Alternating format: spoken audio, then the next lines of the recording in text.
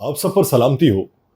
احمد سلمان کا لکھا ہوا ہے، ضرورتوں کے مطابق دعا بدلتے رہے، یہ لوگ خود نہیں بدلے، خدا بدلتے رہے۔ وہ مطمئن تھے مگر اپنے گھپ اندھیرے میں، اور ایک ہم کے دیے پر دیا بدلتے رہے۔ میں یاسر رشید ہوں اور آپ میرا وی لاگ دیکھ رہے ہیں۔ ناظرین، آج کی سماعت میں جو سپریم کورٹ میں ہوئی ہے، اس میں ایک جملہ جو مجھ تک تاخیر سے پہنچا، وہ جملہ یہ تھا جسٹس عطر من اللہ صاحب کی جانب سے کہ ہم کالی بھیڑے نہیں ہیں، ہم کالے بھونڈ ہیں۔ یعنی پنجابی میں جسے پونڈ کہا جاتا ہے، تموڑی بھی کہا جاتا ہے۔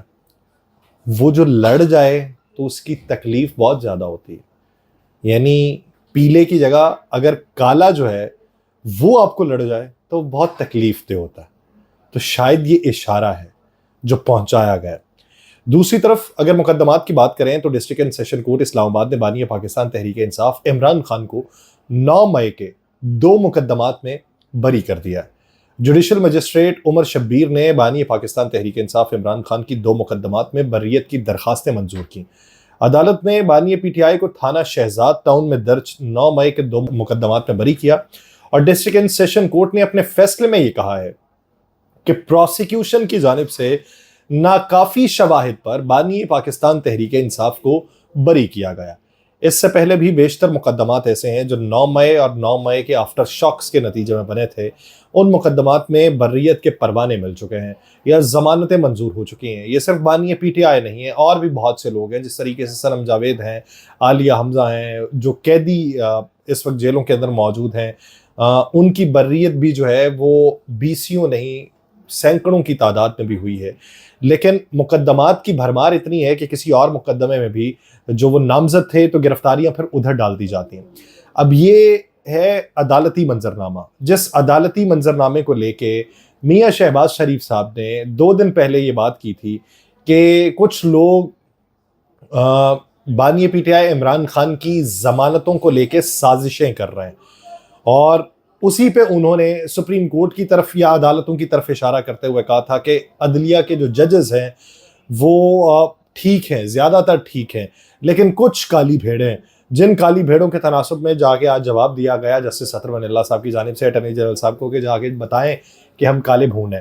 ادھر 9 مئی کے معاملے کو لے کے army chief general Asim Munir کی زیر صدارت ہونے والی کور کمانڈرز کانفرنس میں ایک بار پھر 9 مئی کے ملزمان کو انصاف کے کٹہرے میں لانے کے عزم کا اعادہ کرتے ہوئے کہا گیا کہ 9 مئی کے مجرموں کے خلاف فوری، شفاف، عدالتی اور قانونی کارروائی کے بغیر ملک جو ہے وہ سازشی عناصر کے ہاتھوں یرغمال رہے گا۔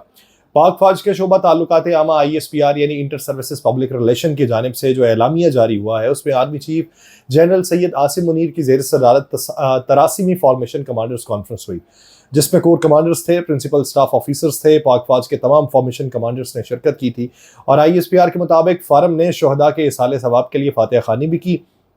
ملک کی حفاظت، سلامتی اور خود مختاری کے لیے مسلح افواج کے افسرانوں، جوانوں، قانون نافذ کرنے والے اداروں اور پاکستانی شہریوں سمیت شہداء کی عظیم قربانیوں کو زبردست خراج عقیدت پیش کیا گیا۔ تو اس واقعے کے اوپر army chief general Asim Munir صاحب نے یہ بتایا، یہ کیونکہ شعبہ تعلقات عامہ کی جانب سے یہ بتایا گیا ہے کہ فورم کو جیو اسٹریٹجک حالات بتائے گئے، قومی سلامتی کے ابھرتے ہوئے چیلنجز کے بارے میں بتایا گیا، اور ملٹائی ڈومین خطرات سے نمٹنے کے لیے پاک فوج کی جو اسٹریٹجی ہے اس قسم کی آگہی فراہم کی گئی۔ اور فارمیشن کمانڈرز کانفرنس کے اعلامیے کے مطابق پاکستانی قوم جو ہے وہ جھوٹ اور پروپیگنڈا کرنے والوں کے مذموم اور مکروہ عزائم سے پوری طرح باخبر ہے، اور پروپیگنڈے کا جو مقصد ہے وہ قومی اداروں بالخصوص افواج پاکستان اور عوام کے درمیان خلیج ڈالنا ہے۔ مقصد جھوٹ اور پروپیگنڈے سے پاکستانی قوم میں مایوسی کو پیدا کرنا ہے، لیکن ان ناپاک قوتوں کے مذموم ارادوں کو مکمل اور یقینی شکست دی جائے گی، یہ اس اعلامیے کے اندر کہا گیا۔ انٹر سروسز پبلک ریلیشن کے اعلامیے کے مطابق پروپیگنڈا کرنے والوں کی پشت پناہی جو ہے وہ غیر ملکی سپانسرڈ پراکسیز کے ذریعے کی جاتی ہے، اور اس پشت پناہی کا مقصد یہ ہے کہ بہت سارے لوگوں کو گمراہ کیا جائے۔ بالخصوص وہ یہ کہتے ہیں کہ بلوچستان کے نوجوانوں کو امن و ترقی سے دور رکھا جائے، اور پھر یہ بھی کہا گیا، فورم نے اس بات کا بھی اعادہ کیا ہے کہ 9 مئی کے جو منصوبہ ساز ہیں، مجرمان ہیں، سہولت کار ہیں، ان کو انصاف کے کٹہرے کے اندر لایا جائے، کیونکہ 9 مئی کے مجرمان کے خلاف فوری، شفاف، عدالتی اور قانونی کارروائی کے بغیر ملک جو ہے یہ ایسے ہاتھوں میں یرغمال رہے گا کہ جس سے بہتری کے آثار نمایاں نہیں ہو سکتے. اور ISPR کے مطابق آرمی چیف نے مختلف مشقوں کے درمیان فارمیشنز کی اعلیٰ و معیاری تربیت کے ساتھ انسداد دہشت گردی کی کارروائیوں میں افسروں اور جوانوں کی شاندار کارکردگی کو سراہا ہے اور فارمیشنز کے بلند حوصلے اور ہمہ وقت آپریشنل تیاریوں کو بھی سراہا ہے. ایک طرف جو عدالتی منظرنامہ ہے، عدالتی منظرنامے سے آپ کو آگہی فراہم کی. بیشتر مواقعوں کے اوپر جو ہے حکومت وقت کی جانب سے بھی اس بات کا اعادہ کیا جاتا رہا کہ 9 مئی کے مجرمان ملزمان ان کو سزائیں دی جائیں. تو اب سوال یہ ہے کہ وہ جو سارے کیسز ہیں وہ کیسز کیوں ختم ہو رہے ہیں؟ پروسیکیوشن کمزور کیوں تھی؟ یعنی عدالت جو ہے وہ یہ اپنے فیصلے کے اندر لکھ دے کہ پروسیکیوشن کے ناکافی شواہد کی بنیاد کے اوپر انہیں بری کیا جاتا ہے، تو پھر پروسیکیوشن کے اوپر سوال اٹھتا ہے. اگر تو یہی لوگ ملوث تھے تو پروسیکیوشن کمزور کیوں ہوئی؟ وہاں پہ سہولت کار کون تھا؟ یہ پہلا سوال.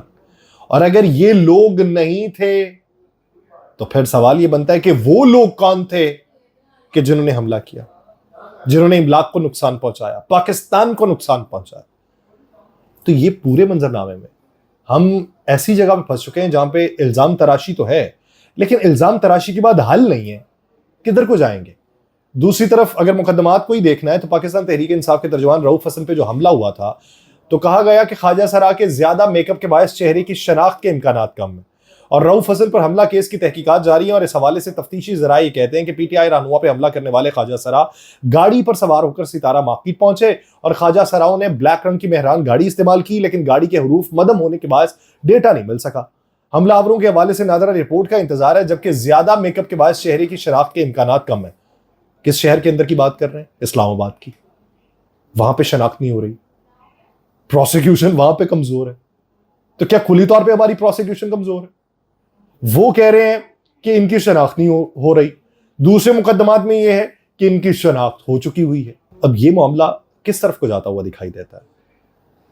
ان دنوں بہت سے چرچے ہیں سوشل میڈیا کے اوپر، بہت وائرل کی جا رہی ہے وہ گفتگو جو جمعیت علماء اسلام کے سربراہ مولانا فضل الرحمان صاحب نے کی پشاور کے جلسے میں.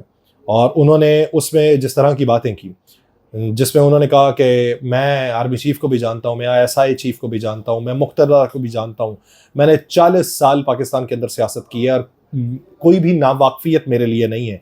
تو انہوں نے یہ کہا کہ ہمیں کوئی نہیں بتا سکتا کہ سیاست کس طریقے سے کرنی ہے. آپ حلف اٹھاتے ہیں تو ملک کی حفاظت کا اٹھاتے ہیں، جب آپ سیاست کے اندر عمل درآمد کرتے ہیں تو پھر آپ اپنے حلف کی خلاف ورزی کرتے ہیں، پھر میرا آپ کی عزت کرنا نہیں بنتا. یعنی میں آپ کی وردی نہیں پہن سکتا تو پھر آپ میری وردی پہن کے سیاست کیوں کریں؟ اب وہ یہ چیزیں چل رہی ہیں. کیا اب وہ تقریر حال کی ہے یا پرانی ہے؟ کیا یہ ایسے معاملات کو مزید ہوا دے کے حالات کو مزید گمبھیر بنانے کی سازش ہے؟ کس طرف کو جائیں گے؟ کہاں پر رہیں گے؟ حکومت عدلیہ سے لڑ رہی، عدلیہ اپوزیشن کا دفاع کر رہی، اپوزیشن فوج کے مخالف ہے. کیا حل ہے؟